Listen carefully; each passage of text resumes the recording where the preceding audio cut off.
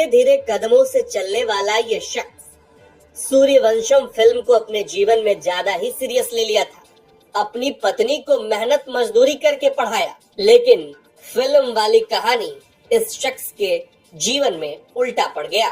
शख्स भले ही हीरा हो, लेकिन पत्नी ने जो किया उससे पति के पैरों तले जमीन खिसक गई है। हालांकि अब तक जो आरोप है वो सिर्फ पति की तरफ से लगाया गया है, पत्नी का पक्ष आना बाकी है। पति का आरोप है कि नौकरी लगते ही पत्नी ने पति को टाटा बाय बाय कर दिया। पति का प्यार ऐसा था कि हम तुम्हें इतना प्यार करेंगे कि लोग हमें याद करेंगे, लेकिन पति को पता होता कि प्यार का ये सिला मिलेगा तो शायद ये सिलसिला शुरू ही ना होता। वैसे कौन किसके साथ रहेगा ये व्यक्तिगत मसला है, लेकिन जब मामला पुलिस तक पहुँचे तो खबर तो बन ही जाती है। पीड़ित पति की ऐसी गुहार कि आप भी एक दफे सोचने को मजबूर हो जाएंगे। इस शख्स को गौर से देखिए। गया जिले के शेरघाटी थाना क्षेत्र का ये मामला है। इनका नाम मिथिलेश है। शादी साल 2017 में झारखंड की एक लड़की से हुई। शादी के बाद दोनों के बीच सब कुछ ठीक चल रहा था। एक बच्चा भी हुआ जिसकी उम्र 6 साल है। यहाँ तक सब खुशहाल जीवन चल रहा था। इसी बीच पत्नी को 2021 में बीएमपी में नौकरी लग गई, जिसकी पोस्टिंग गया बीएमपी में हुई।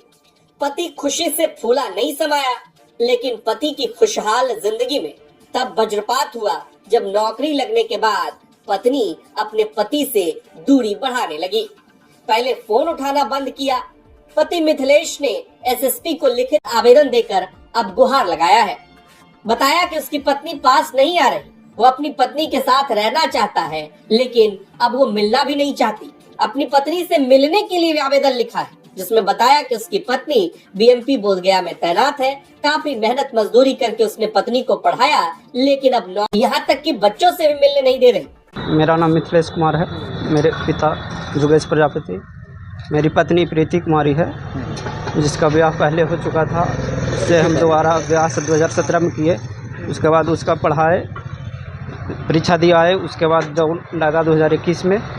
उसके बाद बिहार पुलिस बीएमपी 17 बोधगया सिपाही नंबर 85 है, जो कि सामने है। वहाँ 2-3 साल से तो आप बोलती है कि नहीं रहना चाहते हैं, मारते हैं, पीटते हैं, हम पे आरोप लगा रहे हैं, जो कि वैसा हमने उनके साथ कुछ नहीं किया। तो होली के टाइम वो घर आ रहे थे, हम उस टाइम पढ़ाई कर रहे थे, दरोगा की तैयारी कर रहे थे। तो उस टाइम वो बताएं कि आप भी चले आइए, आप भी चले आइए, हम भी आ रहे हैं। तो मुंगेर से आ रहे थे, हम बिहपुर थाना कटिहार तरफ से आ रहे थे। तो उन्होंने बोला कि हम बोले कि रात हो जाएगा, रुकना गया में है। तो बोले कि हम आके बोधगया में रुकेंगे। तो बोधगया में जब हम कैंप पे बोले कि कैंप पे रहेंगे, कैंप पे वो नहीं थे। तो हम यहाँ आए तो करीब 100 लड़की लोग उनके चिन्हती थी, भैया भैया बोल के खाना वाना खिलाए। हम रात भर यहाँ रुके।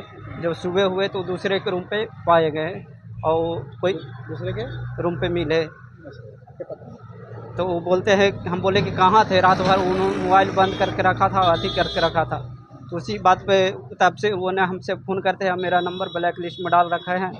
और जब हम यहाँ 3 से 4 बार मैडम या सर से, कमांडेंट सर से मिलने के लिए आए, तो ना उन्होंने मिला। हम 2-3 बार दरख्वास्त भी दिया है, उसके पास मेरे अथी भी है, रिसीविंग करके भी दिए हैं, और नहीं मिले। और बोले कि कुछ भी होगा हम फ़ोन करके आपको बुलाएंगे। न अभी तक फ़ोन किए हैं, न बुलाए हैं। कोई कार्रवाई नहीं की? नहीं, कोई कार्रवाई नहीं किया गया है। बच्चा भी है? और हाँ, एक मेरा बेटा है। वो हम जब दिल्ली में काम कर रहे थे, तो हमारे पापा ये सब को झांसा दे के पापा हम अपने पास रखेंगे कह के लेके भाग गए। तब से न फ़ोन करती है, न बात करती है किसी से, और सारे परिवार को मारने की और पिटवाने की धमकी देती है। उसका तलाक हुआ 2012 में। तो फिर हमारे साथ 2-3 साल रिलेशनशिप में गया में रही थी गोदावरी पे।